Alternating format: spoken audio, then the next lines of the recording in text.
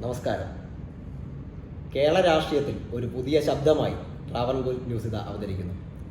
വാർത്തകളെ കേവലം റിപ്പോർട്ട് ചെയ്യുന്നതിൽ മാത്രം ഒതുങ്ങാതെ അവയെ ആഴത്തിൽ വിശകലനം ചെയ്യുവാനും തുറന്ന സംവാദങ്ങൾക്ക് വേദി ഒരുക്കുവാനും ഞങ്ങൾ പ്രതിജ്ഞാബദ്ധരാണ്. കാലാനുസൃതമായ മാറ്റങ്ങൾക്ക് വിധേയമാകുന്ന കേരളത്തിലെ രാഷ്ട്രീയ ഭൂമികയിൽ ശരിയായ വിവരങ്ങൾ ജനങ്ങളിലേക്ക് എത്തിക്കുക എന്നത് ഞങ്ങളുടെ പ്രധാന ലക്ഷ്യമാണ്. ഞങ്ങളുടെ പ്രധാന പ്രവർത്തനങ്ങൾ 3 ആശയങ്ങളെ അടിസ്ഥാനമാക്കിയിട്ടുള്ളതാണ്: അവബോധം, വിമർശനം, പിന്നീട് ഏറ്റവും പരമമായ സംവാദം.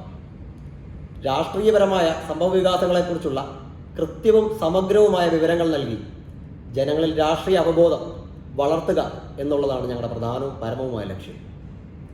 ഭരണകൂടത്തിൻ്റെയും രാഷ്ട്രീയ പാർട്ടികളുടെയും നയങ്ങളെയും പ്രവർത്തനങ്ങളെയും വസ്തുനിഷ്ഠമായി വിശകലനം ചെയ്ത് വളരെ ക്രിയാത്മകമായ വിമർശനങ്ങൾ ഉന്നയിക്കുക എന്നുള്ളതാണ് ഞങ്ങളുടെ പ്രധാന അടുത്ത ലക്ഷ്യം. വിവിധ രാഷ്ട്രീയ വീക്ഷണങ്ങളുള്ളവരെ ഒരുമിപ്പിച്ച് വളരെ ആരോഗ്യകരമായ സംവാദങ്ങൾക്ക് അവസരമൊരുക്കുക എന്നുള്ളതാണ് ട്രാവൻകൂർ ന്യൂസിൻ്റെ മറ്റൊരു ലക്ഷ്യം. ട്രാവൻകൂർ ന്യൂസ് വളരെ സത്യസന്ധവും നീതിയുക്തവുമായ ഒരു മാധ്യമ പ്രവർത്തനത്തിലൂടെ കേരളത്തിൻ്റെ രാഷ്ട്രീയത്തിൽ ഒരു പുതിയ അധ്യായം തുറക്കാൻ ലക്ഷ്യമിടുന്നു. ജനാധിപത്യത്തിൻ്റെ ശക്തി പൊതുജനങ്ങളുടെ അറിവിലാണെന്ന് ഞങ്ങൾ ഉറച്ചു വിശ്വസിക്കുന്നു.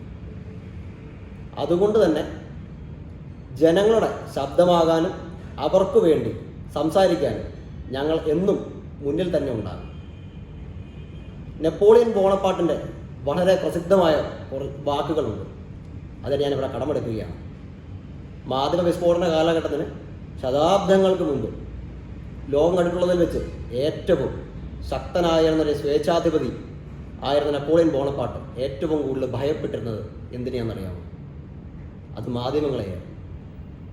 അദ്ദേഹം ഒരിക്കൽ അഭിപ്രായപ്പെട്ടു, 4 hostile newspapers are more to be feared than 100 bayonets.